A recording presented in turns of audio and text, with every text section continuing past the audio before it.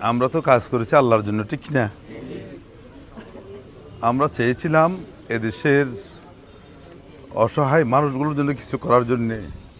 তো আলহামদুলিল্লাহ এদেশের জনগণ তো আমাদেরকে ব্যাপক সাড়া দিয়েছে আমাদের ডাকে। তারা চেয়েছিল পরিবর্তন করার জন্যে, কিন্তু আমাদের ষড়যন্ত্র, চক্রান্ত, ইলেকশন ইঞ্জিনিয়ারিং, কালো টাকা, এইসব কিছুর বিনিময়ে আমাদেরকে হারিয়ে দেওয়া হয়েছে। কিন্তু আমরা হারতে রাজি নই, ঠিক কিনা? ভবিষ্যৎ হোক নিরাপদ, বিনিয়োগ হোক বিশ্বস্ত, আর আমার পছন্দ সল্ট বে। ওয়েলকাম টু সল্ট বে। এই হার থেকে আমরা শিক্ষা গ্রহণ করে আগামী দিনে চূড়ান্ত বিজয় অর্জন করবো ইনশাআল্লাহ। আমরা ইস্পাত কঠিন সিদ্ধান্ত গ্রহণ করে ঐক্যের প্রাচীর তৈরি করবো ইনশাআল্লাহ। এই ময়দান শহীদ আল্লামা দেলোয়ার হোসেন সাইদির ময়দান। বিজয় আমাদের সূচনা হয়েছে ইনশাআল্লাহ। আল্লাহ তাআলা আমাদেরকে পরীক্ষা করছেন এবং আমরা অতীতে কোনোদিন বিরোধী দলে ছিলাম না। আমাদেরকে জ্বালাই করার জন্য হয়তো আল্লাহ তাআলা একটা সুযোগ দিয়েছেন।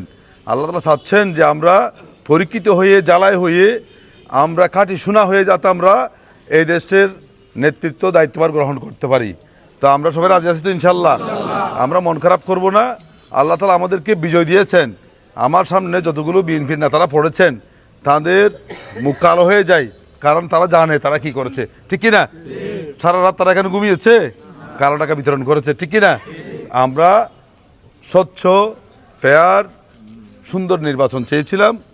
আলহামদুলিল্লাহ যতটুকু হয়েছে রক্তপাতহীন একটি নির্বাচন হয়েছে।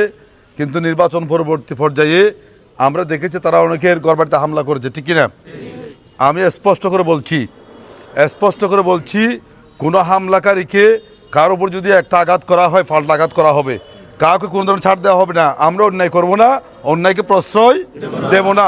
অন্যায়কারী যে হোক না কেন, যত শক্তিশালী হোক না কেন, এবার তাদের কবর রচনা করার পালা শুরু হয়েছে ইনশাআল্লাহ। এখন থেকে প্রতিরোধ গড়ে তুলতে হবে, ঠিক কিনা? আমরা আবারও বলছি কোনো অন্যায় করব না, কিন্তু কোনো অন্যায়কারীকে প্রশ্রয় দেব না। আপনারা ঐক্যবদ্ধ থাকবেন ইনশাআল্লাহ। আমরা আছি, আল্লাহ তাআলা আমাদের সাথে আছেন ইনশাআল্লাহ। আল্লাহ তাআলা আমাদের সবাইকে তৌফিক দান করুন আগামী দিনের চূড়ান্ত বিজয়ের জন্য, যাতে আমরা এখন থেকে প্রস্তুতি গ্রহণ করবো ইনশাআল্লাহ।